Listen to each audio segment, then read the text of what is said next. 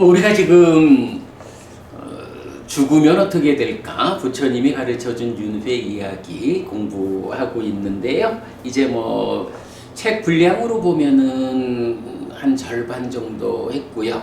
뭐 뒤에 남아 있는 부분들은 이제 상당 부분 우리가 그 생략해야 하는 뭐 생략할 주제들이 또 상당 부분 있고 그래서 뭐 그렇게 이제 오래 걸리지 않아서 이제 이 책을 마무리할 수 있겠다 생각이 듭니다. 지난주부터 우리가 그 부처님의 전생 이야기에서 첫 번째 용례 그 내가 그때 아무개였다라는 뭐 경에서 보면 어떤 그 일화가 에피소드가 이렇게 소개가 되고는 부처님이 그때 그 사람이 그 아무개가 다른 사람이었다고 생각하지 마라. 내가 그때 그 아무개였다 라고 해서 직접 그 부처님 자신의 전생이라는 것을 이제 확인해 주는 그 용례를 지난주부터 보기 시작했어요. 그래서 이제 디가니카야 5번 꾸따단다경은 제사라는 주제에서 그 스승이 없던 시절에 많은 생명을 죽이는 일을 통해 가지고 나에게 오랫동안 이익과 행복이 있기를, 사실 요거는 스승이 없어서 길을 모르기 때문에 겪게 되는 어리석음이죠. 부처님 전생에 뭐 궁중재간 바라문으로 있으면서 그것은 옳은 방법이 아닙니다. 해서 살생을 수반하지 않고 베푸는 일, 보시의 제사를 이끌었고, 그러나 그것은 아직 부처 되기 이전, 부처님의 전생이니까 부처로서 완전한 길을 이끌지 못하던 시절에 보시로서 제사를 이끌었는데, 이제 부처가 된 지금은 가장 큰 제사의 방법을 알려주죠. 그것이 뭐 지금 우리가 실천하고 있는 불교 신자로서의 바른 신행. 근데 이제 사실 제사라는 것이 무엇입니까? 라고 할 때 나에게 오랫동안 이익과 행복이 있기를 바라고 행하는 일이니까, 뭐 우리가 불교 신자로서 이렇게 공덕의 길을 가는, 또 깨달음의 길을 가는, 이것보다 더 이익되고 행복을 주는 게 없는 거지 뭐. 당연히 그런 건데, 문제는 부처님이 출현하기 이전에는 이 당연한 길을 모르는 거죠. 그래서 많은 생명을 죽이는 일로 나섰던 그런 것을 부처님 전생에 그래도 살생은 수반하지 않는 보시하는 제사로 이끌어준 그렇게 이제 꾸따담사경이 우리가 참으로 오랫동안 이익과 행복이 있기를 바라고 실천하는 요런 제사에 대한 기준을 정해주는, 사실은 굉장히 비중 큰 주제예요, 꾸따단다경. 그래서 우리 불교 인문 1 소유에서는 꾸따단다경에 대해서 우리가 자세히 소개하고 있죠. 자, 그러면서 이제 그 제사라는 주제에서 뭐 제사 이러면 또 조상 제사를 빼놓고 말하기가 어렵잖아요. 그래서 자누소니경 인용해가지고 조상에 대한 제사가 유효한 경우와 유효하지 못한 경우, 이제 이런 이야기 알아봤고요. 자, 그 다음에 이제 두 번째로는 마하수다사나 경, 디가니카야 17번 경이죠. 그래서 이제 거기서 부처님 요 꾸시나라라고 하는 작은 곳에서 돌아가시지 마셔요 라고 아난더尊자가 말할 때, 그렇게 말하지 마라. 이 자리가 과거에 얼마나 번성했던 자리였는지. 그런데 이제 그 번성했던 자리가 지금 이렇게 안한다준자가 말하는 초라한 자리가 되어버린 거. 이게 뭐예요? 무상에 의한 결과인 거죠. 그래서 마하수다사나경은 과거에 이렇게 번성했던 자리가 이렇게 초라해지는, 보면 84,000개의 전각 가운데 나는 하나의 전각밖에 사용하지 못했고, 이제 이런 그렇게 그 무상을 이제 중심 주제로 소개하는 경인데, 우리는 거기서 또 어떤 주제를 보았어요? 그 마하수다사나 왕이 그 소유의 생각이여 멈추어라, 분노의 생각이여 멈추어라, 폭력의 생각이여 멈추어라, 소유의 생각이여 이만하면 되었다, 분노의 생각이여 이만하면 되었다, 폭력의 생각이여 이만하면 되었다 라고, 요런 그 소유적인 위탁가에 대해서 그게 말을 그래 하지만 사실은 뭐예요? 자기가 수행을 통해 가지고 이런 불선의 위탁가를 제어하는 일을 한 거잖아요. 그런 소유의 위탁가를, 그러니까 불선의 위탁가를 제어하는 일에 이어 가지고 바로 초선, 제2선, 제3선, 제4선 이렇게 그 삼매를 닦는 과정이 연결되죠. 그래서 이제 우리가 초선이 유심유사, 위탁가 위자라 있는 삼매라고 말을 하는데, 그 위탁가 위자라가 그 이전엔 없던 게 생겨나는 게 아니고, 위탁가 위자라 이거는 삶의 골격이야. 그래서 그렇게 딱가로부터 생각이 떠오르는 이런 삶이 진행되는데, 일반적으로 인간들은, 욕계의 중생인 인간들은 그게 소유의 생각, 분노의 생각, 폭력의 생각, 요런 불선의 위탁가로 진행이 되고 있는 거죠. 그래서 그거를, 불선의 위탁가를 완전히 떨쳐내고 선의 위탁가, 출리의 위탁가, 분노하지 않는 위탁가, 비폭력의 위탁가로 순일해진 요 상태, 바로 이런 순일한 선의 위탁가가 있다, 이렇게 말하는 게 초선을 지시하는. 그리고 나면 이제 제2선에서는 가라앉아버린 이제 요런 부분. 초선이라는 것이 바로 요런 거구나.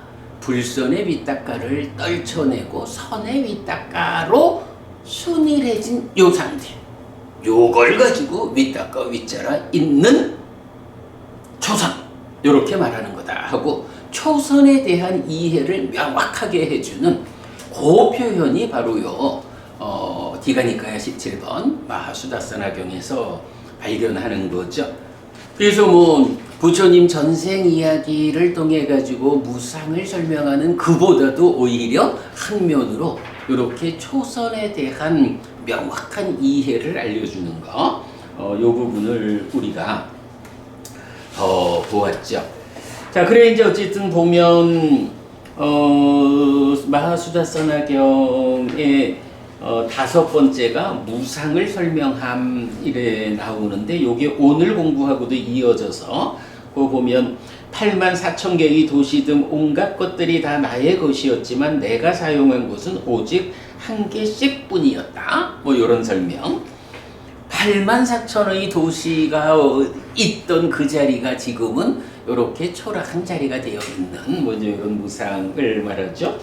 그래서 보라 안한다요, 그 유의에서 형성된 것들은 모두 지나갔고 소멸하였고 변해버렸다, 이렇게 안한다요.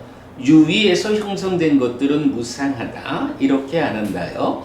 유의에서 형성된 것들은 안정되지 않다, 이렇게 안한다요. 유의에서 형성된 것들은 안식을 주지 못한다, 그러므로 안한다요. 모든 유의에서 형성된 것들은 염호해야 마땅하고 이탐해야 마땅하고 해탈해야 마땅하다.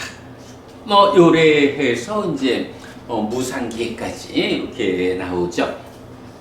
자, 이렇게 우리 지난주 그야말로 부처님 전생 이야기에서 아주 비중 큰 두 가지 경 살펴보았고요. 지난 수업을 다시 읽어보지 않아도 될 거예요. 이렇게 설명드렸으니까. 자, 그러면 이어서 바로 오늘 세 번째 용례로 들어가겠습니다. 자, 책 254쪽입니다. 3. 마하고윈다 수땅 디가니카야 19 마하고윈다 경. 간다빠의 아들 판차시카가 33천의 신들의 곁에서 직접 듣고 직접 파악한 것을 부처님께 아뢰는 일화입니다. 신들의 왕 사카가 33천의 신들에게 부처님에 대한 8가지 있는 그대로의 칭송을 말하자 사난쿠마라 범천이 출연하여 듣고자 하여 다시 말합니다.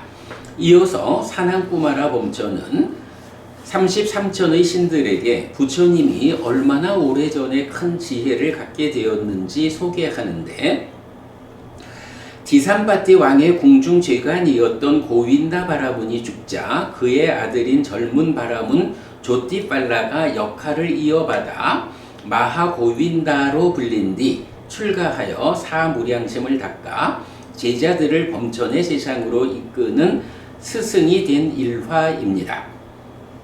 일곱왕국의 궁중죄관이었던 마하고윈다 바라문은 범천의 세상을 얻기 위해 머리와 수염을 깎고 노란 옷을 입고 출가합니다. 출가한 마하고윈다 바라문은 사무량심을 닦았는데 제자들을 범천의 세상이거나 욕계의 6하늘로 인도합니다. 자, 요 내용 보면은 고윈다 바라문이 있었어요. 지산바티 왕 때의 궁중재관이었다 이래 나오는데, 이제 고윈다 바라문을 부처님이 나의 전생이다 라고 말하는 거가 아니죠. 어부님이 그렇다고 고개를 끄덕이고 있지만 고윈다 바라문이 부처님의 전생이 아니고,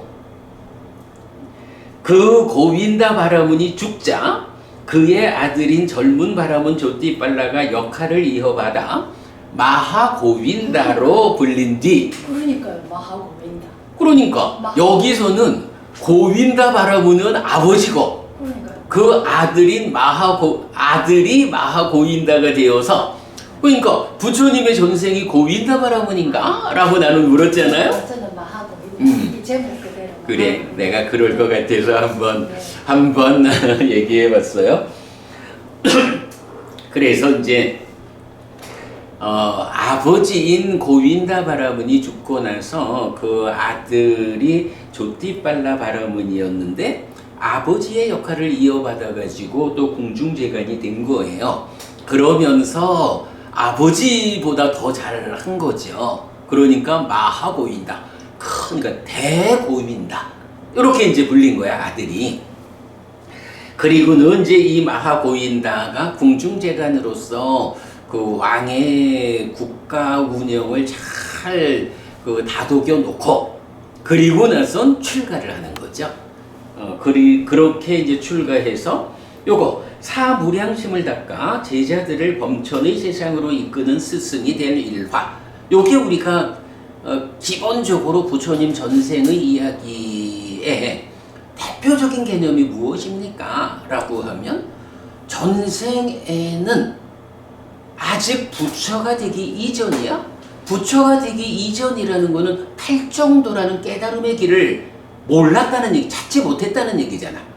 그러니까 그때는 사무량심을 닦아서 대중들을 범천의 세상으로 이끌었고, 그러나 부처가 된 지금은 어떻게 한다고? 열반으로 직접 이끄는 팔정도를 설한다. 요게 부처님 전생 이야기 중에 중심이 되는 주제잖아요. 지금 이제 바로 마하고윈다경도 지금 그 얘기를 하죠. 마하고윈다로 불린 뒤 출가하여 사무량심을 닦아 제자들을 범천의 세상으로 이끄는 스승이 된 일화.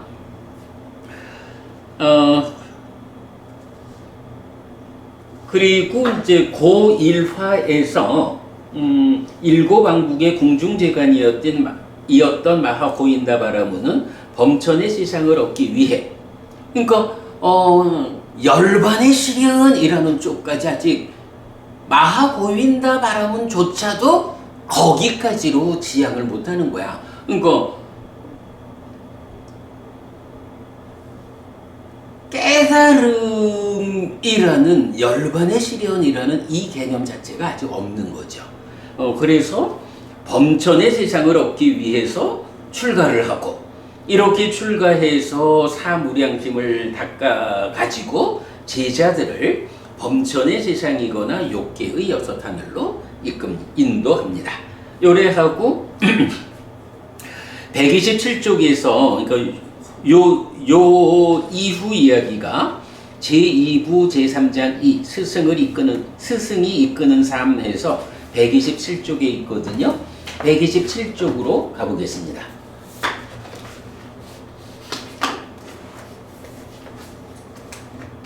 예.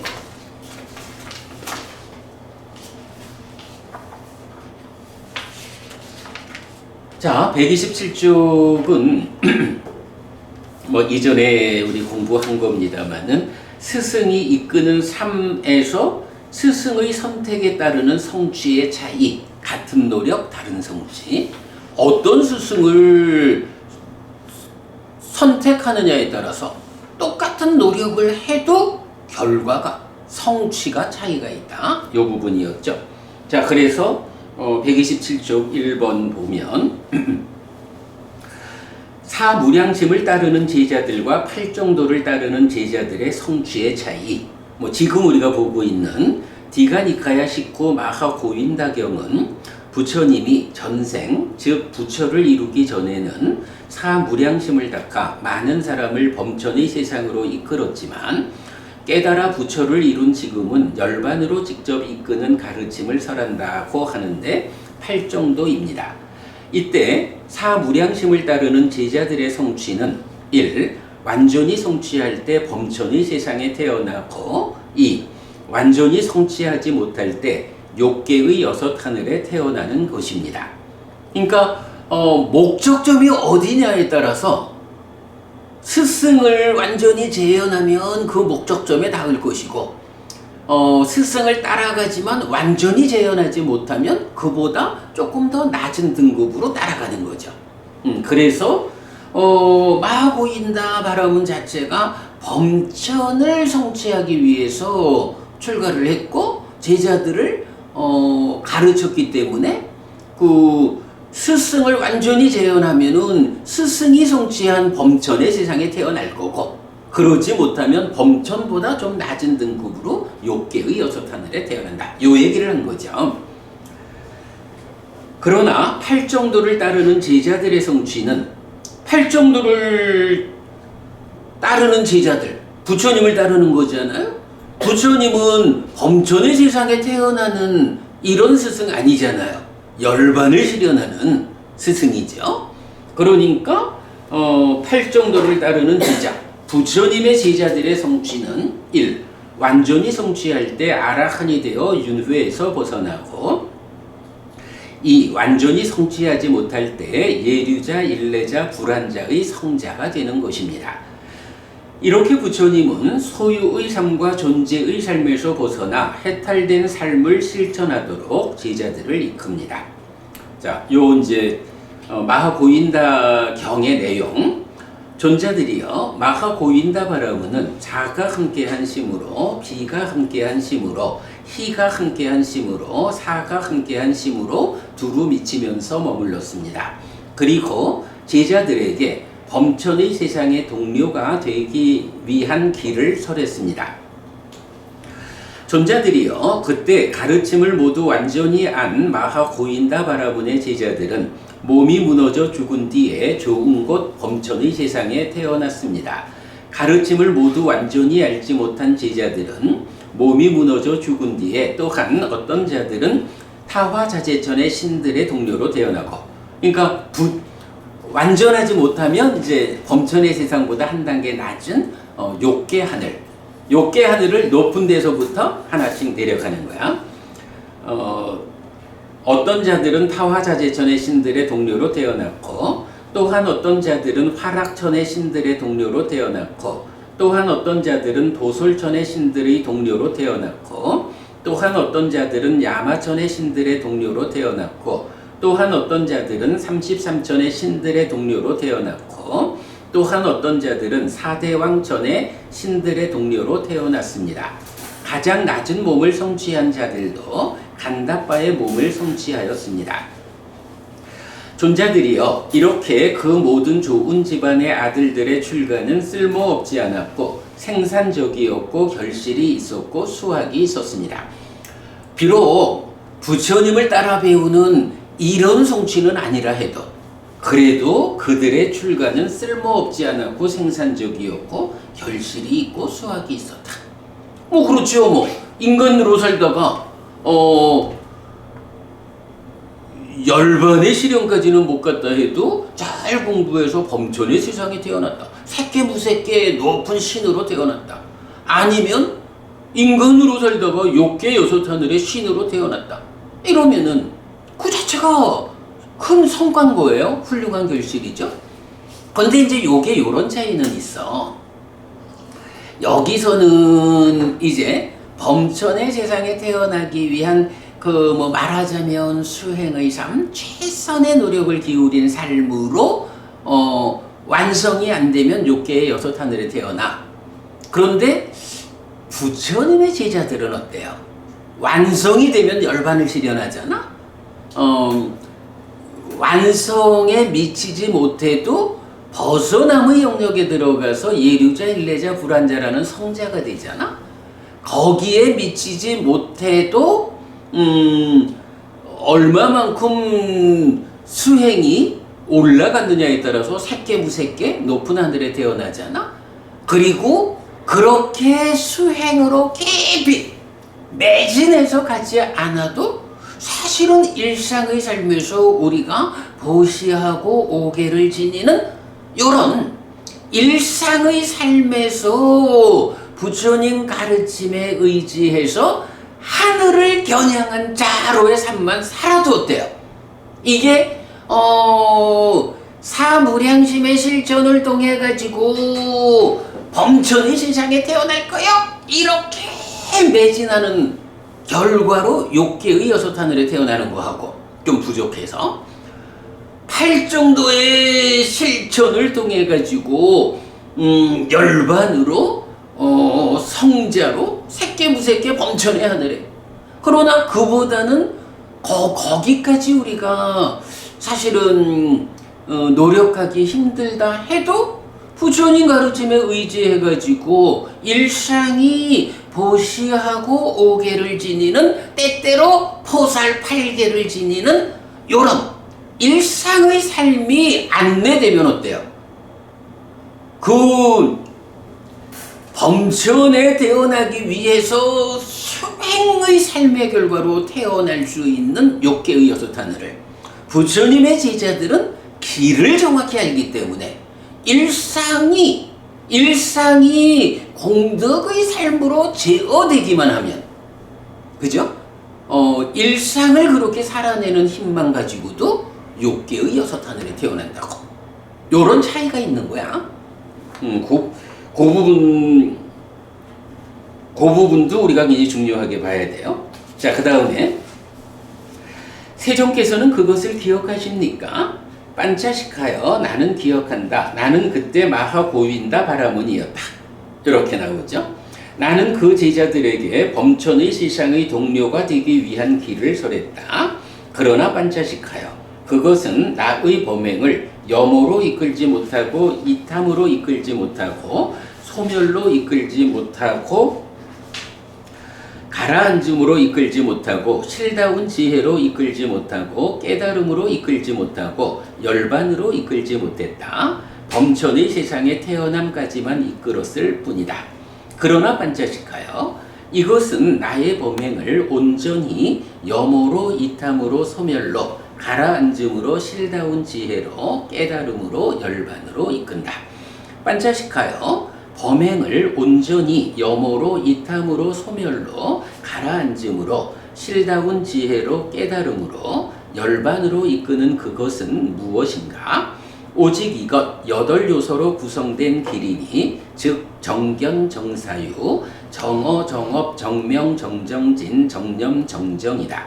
이것이 반자식하여 범행을 온전히 염오로 이탐으로 소멸로 가라앉음으로 실다운 지혜로 깨달음으로 열반으로 이끄는 그것이다.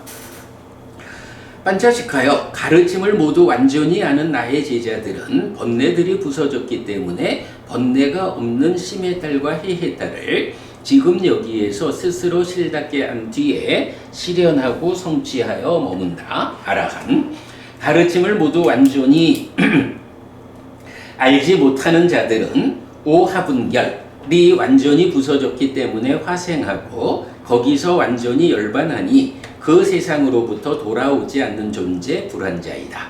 또한 가르침을 모두 완전히 알지 못하는 어떤 자들은 세 가지 족쇄가 완전히 부서지고 탐진치가 엷어졌기 때문에 한 번만 더 돌아올 자 일례자이니 한 번만 더 이 세상에 온 뒤에 괴로움을 끝낼 것이다.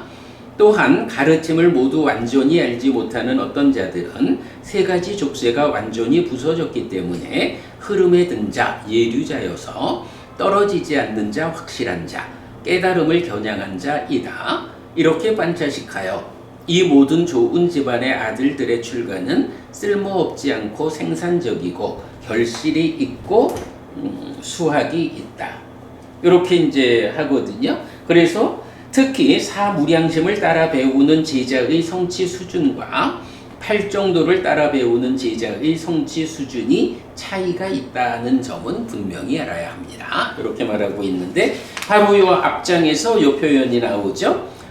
나는 그때 마하고윈다 바라문이었다 하는 이 표현. 부처님의 전생이 마하고윈다 바라문이었다 라는 것을 직접 말해주고 있습니다. 자, 다시 돌아가서 254쪽으로 돌아오면 자, 이렇게 해가지고 세 번째 용례인 마하고윈다경을 보았는데요.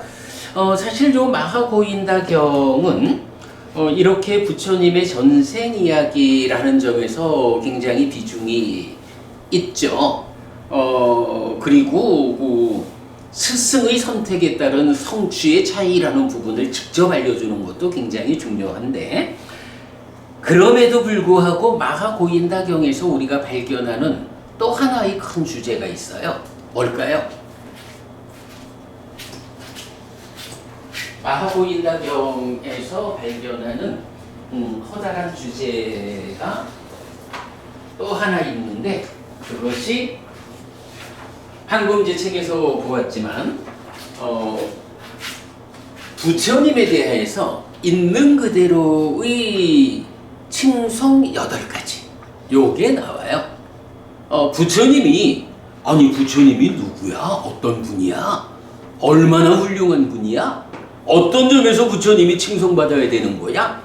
이제 요런 내용이 그냥 부처님에 대해서 그냥 입 발린 소리로 칭송하고 이런 거 말고 사실 그대로 부처님을 칭송하는 8가지가 있다. 요거는 사실은 굉장히 중요한 주제가 되죠. 지금 제가 디가니까야 19.5호 마하고인다경 8가지 있는 그대로의 칭송 교재를 나눠드렸어요. 요게 이제 19.3에서도 8가지 있는 그대로의 칭송이 처음 나와요. 그래서 이제 33천의 신들의 왕 사가가 열애에 대한 8가지 있는 그대로의 칭송을 말하면 이제 그 얘기를 듣고 이제 사난쿠마라 범천은 사실은 신들의 왕 사가 33천의 왕에 비하면 엄청 높은 존재잖아요. 사난쿠마라 범천이 출연해서 그 열애에 대한 있는 그대로의 칭송 8가지를 다시 좀 나를 위해서 말해줄 수 있겠어? 이제 요렇게 이제 얘기하는 거예요. 그래서 이제 다시 말을 해. 그래서 요 경에서 요 있는 그대로의 칭송 8가지가 2번이 나와요. 자, 제가 드린 자료는 그 중에 그 2번째 부분 드렸어요. 이 부분 읽어보겠습니다. 기가니까야 19.5 마하고윈다경 8가지 있는 그대로의 칭송. 그러자 대덕이시여 사난꾸마라 범전은 신들의 왕 삭가에게 신들의 왕이여 우리도 그분 세존의 8가지 있는 그대로의 칭송을 들을 수 있으면 고맙겠습니다 라고 말했다. 알겠습니다 대범천이여 라고 대덕이시여 신들의 왕 삭가는 사난꾸마라 범천에게 세존의 8가지 있는 그대로의 칭송을 큰 소리로 말했습니다. 대범천 존자여 그분 세존께서는 얼마만큼이나 많은 사람의 이익과 많은 사람의 행복과 세상의 연민을 위하여 신과 인간의 번영과 이익과 행복을 위하여 실천한다고 생각합니까? 이렇게 많은 사람의 이익과 많은 사람의 행복과 세상의 연민을 위하여 신과 인간의 번영과 이익과 행복을 위하여 실천하는 이런 요소를 갖춘 스승은 그분 세존 외에는 이전에도 지금도 볼 수 없습니다. 말하자면 요게 뭐죠? 부처님에 대한 있는 그대로의 칭송의 첫 번째를 말하고 있는 거야. 그러면 부처님에 대한 그 있는 그대로의 칭송, 요건 거짓말 아니고 뭐 입 빨린 말로 칭송하는 요런 거 아니고 부처님은 정말 이런 분이어서 칭송해야 합니다 라는 것의 첫 번째가 뭐냐 하면 부처님은 많은 사람의 이익과 행복 그리고 세상의 연민을 위하여 신과 인간의 번영과 이익과 행복을 위하여 실천하는 이런 요소를 갖춘 스승입니다. 이런 스승은 예전에도 지금도 볼 수 없습니다. 부처님이 어떤 분이라는 거예요. 요거 생각하면 아소카 부분이 그 소승불교란 얘기를 하잖아. 그래서 이 부처님 살아서 가르친 이 테라와다 불교 또 우리가 주장하는 붓다와다 불교 이렇게 부처님께서 직접 가르침을 설하고 대중을 이끄는 이런 불교의 형태를 이 불교를 대승불교라는 하나의 그 새로운 불교 형태가 생겨나면서 소승 이렇게 말을 하거든. 소승이라는 말은 뭐냐 하면 그렇게 말하는 거 아니야. 초기 불교는 그 출가한 사람들 자기들의 해탈, 열반의 실현, 자기의 삶의 벗어남 뭐 요런 거 중심으로 그걸 중심으로 하는 작은 수레에 해당하는 불교요. 그러나 대승불교는 자기 개인의 해탈, 개인의 이익과 행복 이런 거보다는 많은 대중을 이끌고 가려는 큰 수레로서의 불교 이렇게 말을 하잖아요. 근데 지금 부처님에 대한 있는 그대로의 칭송 첫 번째가 뭐야?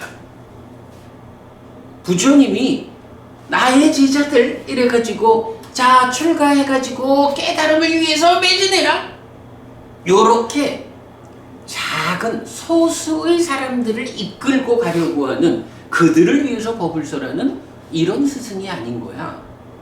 우리가 그래서 또 대표적으로 맞지만이까야 22번 뱀의 비유경에서 뭐가 나올까? 뱀의 비유경에서 뭐가 나올까? 그래서 부처님 나의 제자들은 이렇게 깨달은 자가 있고 깨달음을 겨냥한 자가 있고 그리고 실제로 대부분의 불교 신자들 나를 믿고 나를 사랑하는 자들은 모두 하늘을 겨냥한 자들이다 라고 해서 부처님은 아마도 대승에서 소승이라고 폄하하는 거기에는 깨달은 자거나 깨달음을 겨냥한 자 이 부분으로 부처님의 제자들을 이끄는 방향성을 국한해서 보는 거다. 이렇게 봐야 될 거야. 그런데 실제로 부처님은 그러질 않단 말이야. 나를 믿고 나를 사랑하는 자들은 모두 하늘을 겨냥한 자다 라고 해서 우리가 살아서 행복하고 죽어서 하늘에 태어나기 위한, 아니 뭐 가족과 더불어 경제활동을 영위하는 제가자의 입장에서 제가자로서의 삶에 충실하면서 깨달음을 겨냥해가지고 다시는 태어나지 않는 그 길을 갈 거예요. 요렇게 갈 수 있는 제가자가 얼마나 돼? 현실적으로. 만약에 부처님이 그렇게 다시는 태어나지 않기를 바라는 깨달음을 겨냥한 이 가르침에만 초점을 두고 제자들을 이끌었다라고 하면 뭐 그렇다면 그야말로 소승이라고 말해도 되겠지 뭐. 그러면 대부분의 불교 신자, 출가하지 못하는 가족과 더불어 경제활동을 영위하는 이런 보통의 제가의 신자들은 부처님이 안 이끄나? 아니잖아. 다시 태어나지 않는 쪽으로 이끌릴 수 없는 형편에 있다면, 다시 태어나야만 한다면 어디에 다시 태어날 거냐? 좋은 곳 하늘에 태어나야 된다 라고 이렇게 대부분을 구성하는 제가자들을 하늘로 이끄는 이런 일을 부처님은 경시하지 않잖아요. 그런 부처님의 가르침에 대해서 소승 이렇게 표현하는 것은 정말로 좀 어처구니 없는 잘못된 접근인데, 문제는 이제 세상 사람들이 부처님 가르침을 잘 공부를 하지 않다 보니까 그냥 아이고 그 초기 불교는 뭐 부처님이 설한 경들은 그건 소승불교고 소승경전이요 이렇게 누가 말하면 그냥 그대로 받아들이고 그런 줄 아는 거지 뭐, 공부를 안 하니까. 그런데 오늘 지금 우리가 보고 있는 그대로의 층성 8가지 중에 첫 번째가 뭐야? 첫 번째가 바로 많은 사람의 이익과 행복, 세상의 연민을 위하여 신과 인간의 번영과 이익과 행복을 위하여 실천하는 이런 요소를 갖춘 스승. 이런 스승이 부처님 외에는 이전에도 지금도 볼 수 없습니다. 부처님이 말하자면 가장 대승적인 스승입니다. 부처님을 따라가는 불교가 개념으로 말하자면 진정한 대승불교입니다. 이 부분을 우리가 알아야 되죠. 그런데 이제 이런 불교를 소승불교라고 말을 하는 이유에는 사실은 어떤 배경이 있어요. 새로운 경이 만들어졌잖아. 이게 부처님이 설한 경 안에서 중심을 좀 달리 둬가지고 대승에 비해서 소승이야. 이렇다 그러면 뭐 좀 따져볼 수가 있을 거야.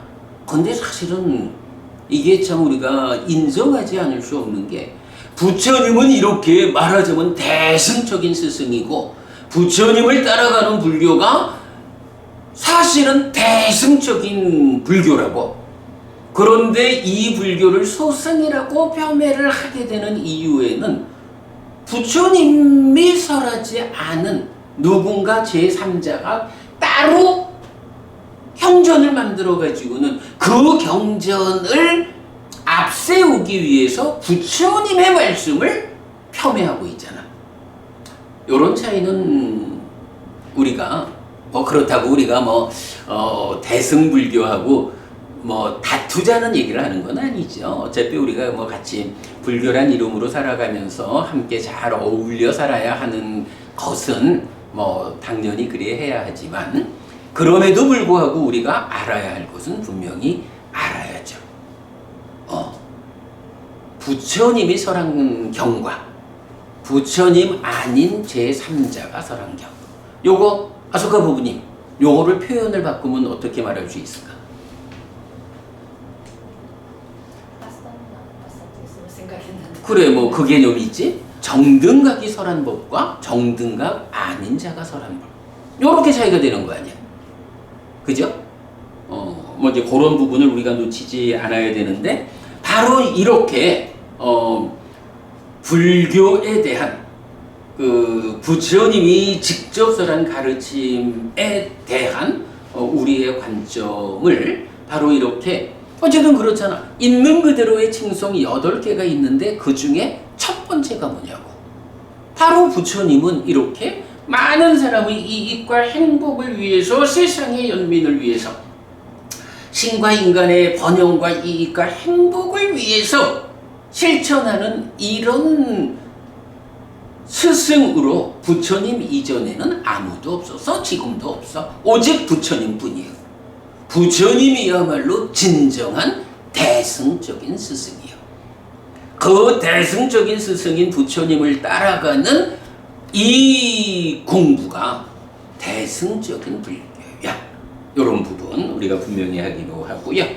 자, 그 다음에 이제 두 번째, 다시 그분 세존에 의해 잘 설해진 법은, 다시 그분 세존에 의해 잘 설해진 법은 스스로 보이는 것이고 시간을 넘어선 것이고 와서 보라는 것이고 향상으로 이끌고 지혜로운 이들에게 개별적으로 알려지는 것입니다.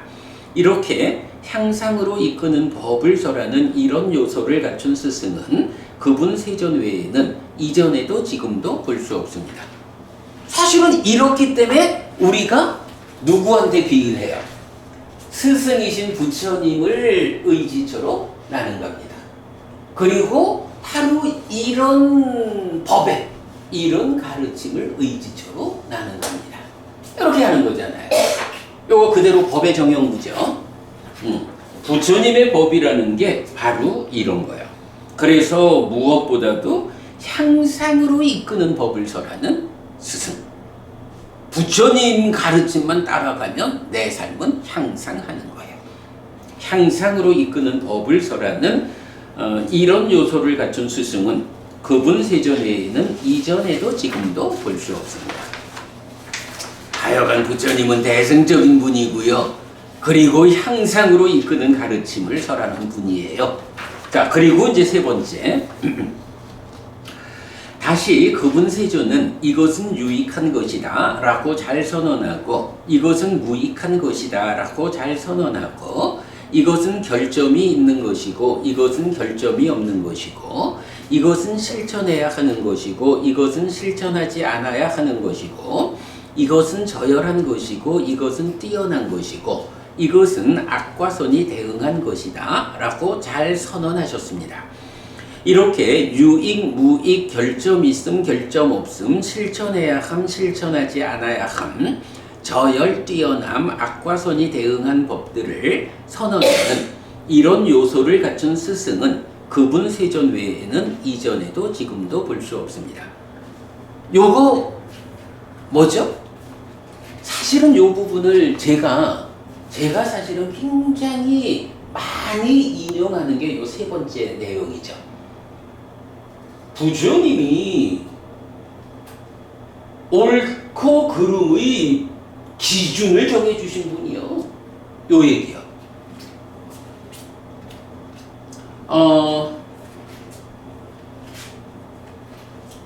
이 옳고 그름에 대한 기준, 유익, 무익, 요게 주어지잖아요. 요것과 관련해가지고 부처님을 또 소개하는 표현이 하나 있죠. 분별설자에 대해서. 그렇죠. 자, 분별설자. 부처님이 자기 자신을 부를 때도 열애는 분별설자다 이래 말하잖아요. 분별해서 말하는 거잖아. 분별해서 말한다라는 게 뭐야? 이런 상황에 대해서 옳고 그름을 잘 판단해가지고 말한다. 이런 말씀이잖아요. 그 분별설자를 말하게 되면 사람들은 에고 뭐 상황에 따라서 이렇게 분별해서 말한다면 그 사문고따 맞는 어떤 정해진 기준이 없나 봐. 이렇게도 말을 할 수가 있죠. 자, 우리 요책 불교 인문일 소유의 뒷날개에 보면 뒷날개에서 사실은 바로 이 부분을 적고 있어요. 자, 요 내용 보면 부처님에 의해 선언된 것 유익선과 무익불선 세존은 분별해서 말하는 자 분별설자입니다. 그분 세존께서는 여기에서 획일적으로 말하는 분이 아닙니다. 앙구따라 니까야 열애 모음 94 왓지 야마히타경 요 분별설자라고 하는 요 표현이 니까야에서 2번 나타나거든. 하나는 요 왓지 야마히타경에서 왓지 야마히타라는 제가의 제자가 어떤 이제 외도의 질문을 받아가지고 우리 스승 부처님은 이렇게 분별설자입니다. 획일적으로 말하는 사람이 아닙니다. 획일적으로 말한다라고 하는 거는 뭐예요? 마치 이것만이 그렇죠. 그래서 뭐 말하자면 아뜨만이라고 하는 어떤 고정됨 요런 관점. 뭐 그래서 정말 이것만이 옳고 이렇게 이제 말하는 그런 획일적인 거잖아. 근데 우리 스승 부처님은 그렇게 획일적으로 말하지 않는다. 그러니까 이제 이 외도들 입장에서는 아니 그렇게 획일적으로 이것만이 옳고라고 말할 수 있는 게 없다면 그러면 당신네 스승은 뭐 아무것도 없는 거 아니요? 이제 이렇게 반발을 하죠. 그랬을 때 이제 밑에 얘기가 이어져요. 부처님은 유익 선과 무익 불선을 선언하는 스승입니다. 행위에 있어 옳고 그름의 판단 기준의 제시인데 완전한 깨달음을 성취한 분 정등각의 선언이기 때문에 부작용이 없는 기준입니다. 행복의 과와 보를 가져오는 행위로 제시되는 십선업과 십정도 등이 온전하게 불교 신자의 삶의 기준이 되어야 하는 이유입니다. 이렇게 나오거든요. 그러니까 왓지 야마히타경에서 부처님을 분별설자다, 획일적으로 말하는 분이 아니다 라고 하면서 부처님은 유익과 무익이라는 이것은 유익이고 이것은 무익이다 라고 선언을 했다는 거야. 그 선언이라는 게 뭐야? 제가 그래 며칠 전에 마침 최진석 교수님 강연을 보고 왔잖아요. 우리 우리 홈페이지에도 올려져 있지만 10여 년 전에 최진석 교수님이 EBS 인문학 특강에서 현대 철학자 노자라는 주제로 10몇 회에 이제 강연을 했어요. 제가 그거를 다 따라보면서 노자와 부처, 도교와 불교 이렇게 좀 비교해가지고 저도 그때 한 10몇 번을 이제 따라가면서 우리 법회에서 강의를 했던 적이 있는데 이제 그때 보면 그런 얘기가 나와요. 노자라는 스승이 공자라는 스승하고 같은 시대 사람이거든. 뭐 노자가 한 30살 정도 많다 그러는가 뭐 그러는데 제가 정확히 몰라도. 그런데 이제 공자라는 스승, 뭐 우리가 잘 아는 공자님은 이렇게 해야 돼 저렇게 해야 돼 말하자면 옳다 그르다라는 걸 분명히 제시를 한다 이거야. 그러면 노자의 입장에서는 옳다 그르다라고 어떤 판단의 기준을 제시하는 것은 그 자체가 또 다른 폭력을 불러온다. 지금 어떤 상황에 대해서는 옳다 그르다라고 분별을 해주면 이게 해결의 방법이 될 수 있지만 그게 또 옳은 것과 그른 것이 분명하게 나눠지다 보면 우리 사회가 옳은 쪽에 있는 사람들은 옳음을 지키기 위해서 그르다라고 판단되는 그 그룹에 대해서 공격하게 되는 거야. 이래가지고 옳다 그르다라는 기준을 제시하면 이것이 또 폭력을 부른다. 해가지고 노자는 공자에 대해서 이런 기준을 제시하지 말 것. 요렇게 이제 비판을 한다. 이제 요런 이야기를 최진석 교수님이 그 현대 철학자 노자의 강의에서 이제 요 부분을 이제 얘기를 했던 기억이 있어요. 그래서 제가 이제 그 부분을 그때의 우리 법회에서 공자에 대해서 노자가 기준을 제시하지 말 것이라고 비판을 했다. 그렇다면 부처는 어떠냐? 그래서 그 부분이 부처는 어떨까? 기준을 제시했죠. 그러면 노자의 입장에서 보면 공자가 기준을 제시하는 것에 의해서 비판받았다면 기준을 제시하는 부처 또한 비판받아야 되겠죠. 노자의 입장에서는 그럴 거야. 그런데 부처가 제시하는 기준은 비판을 받을 일이 없어. 비난되지 않아. 그 차이가 무엇냐? 라고 하면 바로 공자님의 뭐 사서 3개월 다 나는 안 봤지만 들여다봐도 공자님이 완전한 깨달음을 성취한 정등각이다. 이런 개념으로 공자님이 소개되지는 않잖아. 공자님은 인간으로의 삶에 대한 해석, 삶에 대한 입금에서 최선의 역할을 한 거야. 그러나 그 공자님이 낙가 안에 가서 번뇌를 완전히 부숨으로써 무위의 삶을 실현해가지고 그런 무위 열반을 보여주고 이끄는 이런 스승이 되지는 못했잖아요.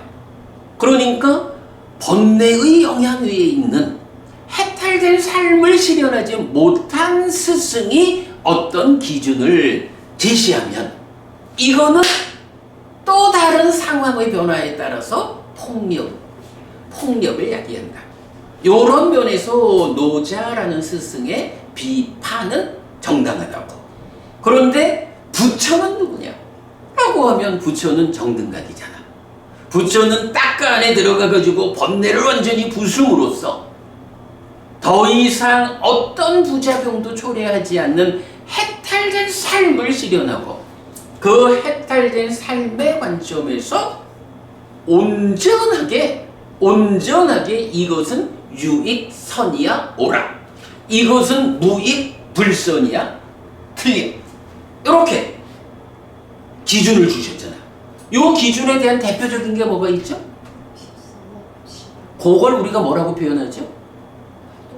그죠? 과도보도 괴로움인 법과 과도보도 행복인 법이 있잖아. 그래가지고 경에는 세 가지로 나오잖아. 과도보도 괴로움인 법은 1번 10악업, 2번 14도, 그러니까 8정도가 확장된 거에 삿된 측면, 그리고 화원한 내지 희리 옷다빠 없음, 이런 세 가지로 나오죠. 과도보도 행복인 법은 뭐예요? 요거는 10선업, 10정도,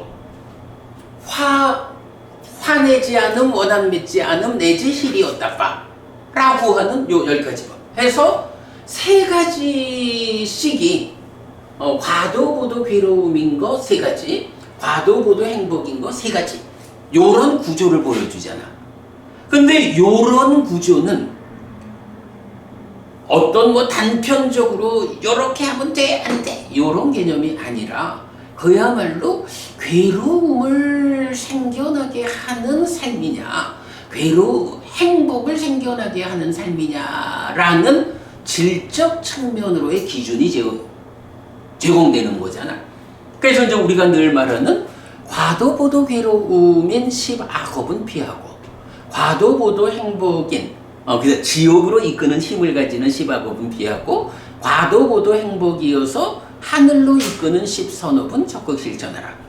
요걸로 우리가 사실은 삶의 기준을 삼는 거잖아. 그런데 문제는 요런 기준은 정등각인 번뇌의 영향에서 완전히 벗어나 유위적인 삶, 열반을 실현한 열반으로 이끄는 스승이 선언한 기준이라고. 이런 기준은 노자라는 스승이 말하는. 근데 사실은 노자도 정등각이 된 건 아니잖아. 그죠? 그러니까 정등각을 이루지 못한 노자의 입장에서 같이 정등각 아닌 스승의 기준에 대해서 비판하는 것은 타당하지만 이제 정등각인 이 부처의 완전한 깨달음에 의해서 선언되는 기준, 여기에 대해서는 노자의 비판이 적용될 수 없는 거죠. 이제 이런 차이를, 그러니까 그때 최진석 교수님 현대 철학자 노자 강의를 내가 뒤집으면서 우리 법회에서 이런 얘기를 한 적이 있거든요. 근데 이제 사실은 이게 굉장히 중요한 주제인 거예요. 그래서 부처님이 분별설자다라고 말할 때 바로 이런 부작용이 없는 완전한 기준, 유익과 무익을 선언한 분이고, 이런 기준 위에서 어떤 사람, 어떤 상황을 만나든 그 사람 그 상황에 맞게끔 잘 분별해서 답을 주는 거야. 아무런 기준도 없이 그냥 기분 내키는 대로 분별해서 말하는 게 아니고, 바로 이런 완전한 기준으로의 유익과 무익 위에서 상황에 따라서 사람에 맞추어 가지고 법을 설하는 거죠. 요런 의미로 부처님이 분별설자라고. 하나는 이렇게 왓지야마있다경에서 왓지야마있다라는 제가자가 우리 스승 부처님은 분별설자입니다. 우리 스승은 선언한 게 있습니다. 유익과 무익입니다. 그리고 또 하나의 경은 이제 수바경이죠. 수바경에서는 부처님이 자기 자신을 말할 때 열애는 분별설자여서 그대가 이런 문제를 내도 질문을 해도 잘 분별해서 말한다. 이렇게 이제 나타나거든요. 바로 그런 분별설자라는 이 중요한 개념의 토대가 어디에 있어요? 바로 열애에 대한 있는 그대로의 칭송 8가지 중에 3번째로 나오고 있는 거죠. 그래서 이제 바로 이렇게 유익과 무익을 잘 선언했다, 결점이 있다 없다, 실천해야 한다, 실천하지 않아야 한다, 이런 식으로 이런 요소를 갖춘 스승은 그분 세존 외에는 이전에도 지금도 볼 수 없습니다. 이렇게 나오죠. 이건 첫 번째도 두 번째도 세 번째도 따지고 보면 정말로 부처님은 그런 분이 맞아. 정말로 이건 어떤 아부하는 말이 아니고 부처님을 부처님을 잘 들여다보면 정말로 부처님은 그런 스승이요 라고 사실 그대로 칭송하는, 이거는 달리 말하면 부처님은 이런 특징을 가진 분이요 라고 말하는 거죠. 자, 그 다음에 네 번째,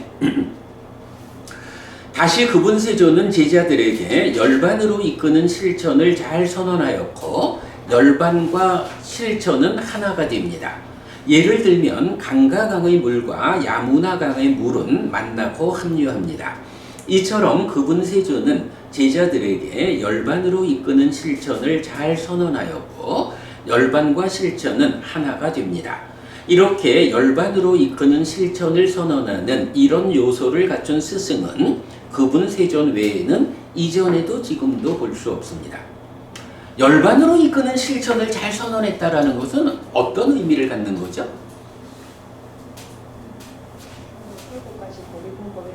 어떤 목적을 위해 성취한 법을 성취한 그런 측면도 있지만 지금 제가 의도하는 문제는 그게 아니고, 아니 지금 마하고인다경에서 방금도 우리가 뭘 봤어요? 부처님 전생에는 또 부처를 이루지 못한 스승들은 그냥 범천의 세상으로 이끄는, 그죠? 범천의 세상으로 이끄는 사무량심을 닦아서 그리 이끈 거야. 그러니까 그 스승의 가르침을 완전히 재현하는 제자들은 범천의 세상에 태어나거나 완전히 재현치 못한 제자들은 욕계의 하늘에 태어나는, 이제 이렇게 나오잖아. 그런데 부처님은, 그러니까 부처가 된 지금은 어떠냐고? 열반으로 직접 이끄는 팔정도를 설한다. 이래 되는 거잖아요. 뭐 그 팔정도 안에 방금 말씀하신 7가지 보리분법이 다 들어있는 거고. 그러니까 그분 세조는 제자들에게 열반으로 이끄는 실천을 잘 선언하였고, 그 목적점인 열반과 거기로 가기 위한 실천은 하나가 됩니다. 실현되는 걸 말하는 거죠. 그래서 바로 열반으로 이끄는 실천. 전생에는 부처를 이루지 못했기 때문에 사무량심으로 범천의 세상으로 이끌었어. 그러나 열애가 있는 그대로 칭송받아야 하는 이유가 무엇입니까? 부처를 성취했기 때문에 지금은 범천의 세상 정도가 아니고 열반으로 직접 이끄는 스승이요. 이런 스승은 이전에도 지금도 부처님 말고는 없어. 당연한 거죠. 열반으로 이끄는 스승은 부처님밖에 없죠. 네, 이렇게 네 번째. 그러니까 사실 요거는 그대로 보인다 경의 중심 주제가 되는 거죠. 자, 그 다음에 5번째.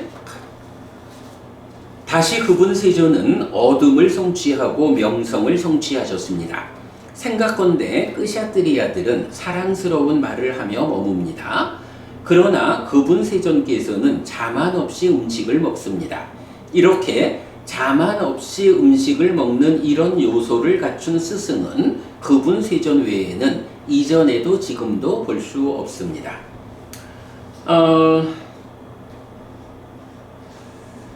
부처님은 일단 어둠을 성취하고 명성을 성취했어. 그러니까 부처님만 따라서, 그러니까 부처님을 따라가기만 하면 탁발을 얻는데 어려움이 없는 거예요. 그러니까 심지어는 외도들이, 아니 세상 사람들이 다 사문 걷다마 일행들한테만 탁발을 해주고 싶어해. 아이고 당연히 더 훌륭한 분들한테 탁발하고 싶지. 탁발하기가 어려워. 그래가지고 어떤 일을 하죠? 법을 훔치러 수시마지. 수시마라고 하는 그 외도 유행성 보고 네가 가가지고 법을 좀 배워와라. 그러면 우리도 그런 법을 설하면 탁발을 잘 얻을 거야. 이래가지고 수시마라고 하는 외도 유행승이 그야말로 법을 훔치러 교단으로 불교로 출가를 하잖아. 그러다가 나중에 바르게 알고 나니 돌아갈 수 없지. 먼저 그렇게 되는 이제 그런 부분도 나오죠. 이렇게 세조는 어둠을 성취하고 그만큼 명성을 성취했어. 자, 그러면 이제 끄샤뜨리아들이 이렇게 어둠과 명성을 성취했다라고 하면 그들의 삶이 어떻겠어요? 내가 이만큼 얻었고 이만큼 성취했어. 이렇게 그 부분을 자랑하면서 살아갈 거 아니야. 그런 이야기를 사랑스러운 말을 하며 머뭅니다. 끄샤뜨리아들은.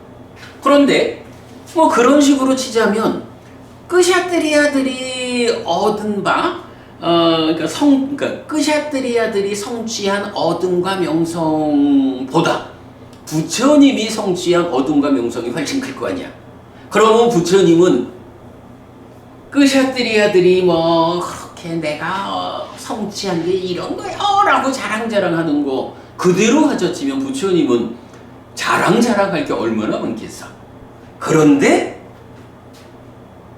그분 세존께서는 자만 없이 음식을 먹습니다. 내가 이렇게 어둠과 명성에서 으뜸되게 성취했거든. 그러니까 나는 제일 좋은 거로 먹고 제일 좋은 옷을 입고 제일 좋은 집에서 자야. 이렇게 말할 수 있는 거잖아. 끄샤뜨리아식으로 보자면. 그런데 부처님은 어때요? 거기에 대해서 내가 이런 어둠, 이런 명성의 성취라는 부분으로 마음을 돌리지 않잖아요. 단지 이 몸을 유지하기 위한 자량을 공급하기 위해서 그냥 탁발받은 대로 먹는 거지. 여기에 내가 뭐 이런 자만이란 개념이 없다는 거죠. 여기서 자만이란 말이 요건 이제 우리가 자기화라는 말하고도 연결해서 좀 봐야 되잖아요. 그래서 만화라는 자기화, 위다라는 자만 요래 있는데 여기에서는 두 번째 줄에 보면 쭉 뒤쪽으로 가서 위갔다 마도라는 말이 나오죠. 여기서 이제 마다라는 단어를 뭐 좀 유사한 의미인데 자만이라고 제가 번역을 한 거예요. 위갔다라는 말은 이제 없다라는 의미고, 그래서 위갔다 마도 또는 여기 밑에 가면 또 나오지. 그 바로 밑에 줄에 보면 이왕 위갔다 마당 해가지고 이렇게 자만이 없는, 자만 없이 아하랑 음식을 먹는다. 이렇게 이제 나타나거든요. 그러니까 마다라는 단어를 자만이라고 번역을 했는데 뭐 의미를 약간 그렇게 보아야 해요. 이제 우리말로 번역한다는 게 그래 적절한 단어를 찾기가 어려운 거죠. 그러나 분명한 거 하나는 부처님, 끄샤뜨리어들은 내가 성취한 어둠과 성취를 자랑하면서 그 성취 상태를 사랑하면서 그러므로 내가 거기에 걸맞는 의식주를 이렇게 이제 생각한다는 거죠. 말을 한다는 거죠. 그러나 부처님은 가장 뛰어난 성취를 하였음에도 불구하고 그런 성취에 대해서 마음을 두지 않고 그냥 몸이 유지되기 위한 자량을 공급하는 뭐 이런 마음으로 그냥 먹는 뭐 요런 부분을 이제 그렇게 표시했고요. 이런 스승도 부처님 외에는 이전에도 지금도 볼 수 없습니다. 라고 해서 부처님이 하여간 이게 이제 보면 좀 유사한 게 대반열반경에서 그 말 나오잖아요. 그 부처님이 병을 앓았을 때 아난다 존자가 그래도 부처님이 우리들한테 비구들한테 아무 말씀도 안 남기고 그냥 가지는 않으실 거야. 뭐 이제 이런 말씀을 할 때 부처님이 내가 이 비구 상가를 이끈다라고 생각하는 사람이라면 그럴 거예요. 뭐 이제 이런 장면 나오죠. 그럴 때 보면 뭐예요? 내가 다 가르쳐서 길러온 제자들을 뭐 이런 생각. 사실은 그것도 말하자면 어둠과 명성의 성취 안에 다 들어가는 거겠죠. 그런데 부처님은 그런데 나는 그런 게 없어 라고 이렇게 표현하는 부분까지도 이제 요 같은 맥락으로 우리가 이해할 수 있겠고요. 자, 그 다음에 6번째에 가면 다시 그분 세존께서는 유학의 실천을 하는 벗들과 번뇌다함을 완성한 벗들을 얻었습니다. 세존께서는 그들을 멀리한 뒤에 홀로됨의 만족을 따라 머뭅니다. 이렇게 홀로됨의 만족을 따라 머무는 이런 요소를 갖춘 스승은 그분 세존 외에도 이전에도 지금도 볼 수 없습니다. 라고 해서 뭐 유학 무학의 제자들이 이제 많이 있죠. 그럼에도 불구하고 홀로 머뭅의 만족 이제 이렇게 표현하고 있고요. 자, 그 다음에 7번째로 가면 다시 그분 세존께서는 말하는 대로 행하고 행하는 대로 말하는 분입니다. 말하는 대로 행하고 행하는 대로 말하는 분, 이렇게 가르침에 일치하는 법을 실천하는 이런 요소를 갖춘 스승은 그분 세존 외에는 이전에도 지금도 볼 수 없습니다. 요거 말하는 대로 행하고 행하는 대로 말하는 분, 요거 어디에 나오는 말이죠? 그래서 열애라고. 그렇죠. 왜 열애인가? 그래서 열애라고 불린다라는 고비에서 열애라는 이 깨달은 분을 설명하는 5가지, 6가지 열애 나오죠. 이제 그 중에 보면 행하는 대로 말하고 말하는 대로 행하고 이렇게 나오죠. 네, 그 부분. 그러니까 언행이 일치한다라는 게 그만큼 중요한 거죠. 7번째고요.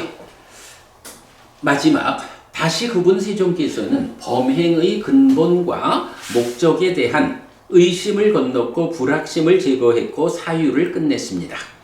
이렇게 범행의 근본과 목적에 대한 의심을 건넜고 불확실함을 제거했고 사유를 끝낸 이런 요소를 갖춘 스승은 그분 세존 외에는 이전에도 지금도 볼 수 없습니다. 요 범행의 근본에서 그 아디 브라흐마짜리야라고 나오는 거 이제 우리가 좀 중요하게 말하고 있죠. 그래서 뭐 예를 들면 그 냐티가경 같은 데서는 내이처 외이처 해서 이렇게 애와 애멸의 삶에 대한 이제 요런 부처님 감흥의 말씀도 아디 브라흐마짜리야 범행의 근본이다. 이렇게 나오는 이제 그런 내용이죠. 그래서 결국은 이렇게 범행의 근본, 깨달음으로 이끄는 길, 크게 보면 8정도. 이제 이런 부분, 이런 목적에 대해서 의심을 건넜고 불확실함을 제거하고 사유를 끝낸다. 이런 스승은 부처님밖에 없다. 이렇게 이제 말하는 게 8번째. 그러니까 뭐 깨달음에 대한 확실함 이런 얘기가 되겠죠. 자, 다음 장으로 가보면 이것이 대덕이시여 신들의 왕 삭가가 산왕꾸마라 범천에게 세존의 8가지 있는 그대로의 칭송을 큰 소리로 말한 것입니다. 세존의 8가지 있는 그대로의 칭송을 들은 뒤에 산왕꾸마라 범천은 그로 인해서 마음에 들고 환희와 희열과 만족이 생겼습니다. 그러자 대덕이시여 산왕꾸마라 범천은 거친 자기 존재를 만든 뒤 반짜시카 동자의 모습으로 33천의 신들에게 나타났습니다. 그는 하늘로 올라가서 허공 가운데 가부좌를 하고 앉았습니다. 예를 들면 대덕이시여 힘센 사람이 잘 펼쳐진 소파거나 고른 땅 위에서 가부좌를 하고 앉을 것입니다. 이처럼 대덕이시여 산왕꾸마라 범천은 하늘로 올라가서 허공 가운데 가부좌를 하고 앉은 뒤에 33천의 신들에게 말했습니다. 해서 이제 뒤 이야기가 이어지죠. 자, 어쨌든 이제 이렇게 해서 우리가 그 부처님의 전생을 말하는 경들 가운데 3번째 용례로 디가니까야 19번 마하고인다경을 오늘 보았어요. 이 중에 하여간 그 고윈다 바라문의 아들이 마하고윈다 바라문이 되고 출가해서 사무량심을 닦아 제자들을 범천의 세상으로 이끄는 스승이었던 그때 범천으로 이끄는 이런 스승과 관련한 이야기를 하면서 그 마하고윈다가 나였다라고 부처님 당신의 그 전생임을 확인하고요. 그리고 이제 앞에 돌아가서 보았지만 어떤 스승을 선택하느냐에 따라서 동일한 노력을 해도 성취의 차이가 있음. 이런 부분을 부처님 전생에 해당하는 길을 가는 사람들, 지금도 사무량심으로 가는 사람들이 있잖아요. 부처님 전생에 닦았던 길을 따라가는 사람들과 부처님 금생에 부처가 되어가지고 이 열반으로 직접 이끄는 길을 선언하시고 우리가 그 길을 뒤따라갈 때에 똑같은 노력을 해도 성취의 차이가 있다. 그래서 한마디로 말하면 뭐예요? 현명한 사람이라면 부처님의 제자가 되어야 한다. 현명한 사람이라면 불교 신자가 되어야 한다. 현명한 사람이라면 부처님 살아서 직접 설한 가르침에 공부에 중심을 두어야 한다. 이렇게 말할 수가 있는 거죠. 자, 그런 가운데 이제 오늘은 기왕 마하고윈다 경을 공부하는 공부하는 김에 맞아. 공부하는 김에 이 경에서 또 우리가 놓치면 안 되는 중요한 주제, 부처님에 대한 있는 그대로의 칭송 8가지를 같이 살펴보았어요. 있는 그대로의 칭송 8가지 그 공감이 돼 있죠. 그리고 정말로 부처님이 있는 그대로 이런 분이구나 라고 우리가 받아들이고, 누구한테든 부처님이 누군데? 라고 하면 이런 분이요 라고 말할 수 있고, 그 중에 이제 여러 가지 이제 중요한 8가지가 나오지만, 그 중에 첫 번째가 바로 이렇게 부처님의 불교를 따라가는 것이 개념적으로 정말 대승불교라고 말해야 하는 거예요. 이 진정한 대승불교를 소승불교라고 편화하는 과정을 보면, 부처님이 설하지 않은 정등각 아닌 자가 만든 경을 거기서 대승이라는 이름을 붙이려니까 진정한 대승인 부처님의 길을 소승이라고 폄훼하는 이런 현상이 있다라는 것도 우리가 놓치면 안 되겠고, 뭐니 해도 옳고 그름의 판단 기준을 부처님 주셨는데, 이거 노자가 말하는 기준이 제시되면 폭력을 야기한다, 이런 정등각 아닌 자에 의한 기준과는 다르게 정등각에 의한 이 기준은 폭력을 야기하지 않는다. 이런 부분까지 이건 중요한 주제를 좀 잘 살펴보았습니다. 이렇게 마무리하죠. 하실 말씀, 질문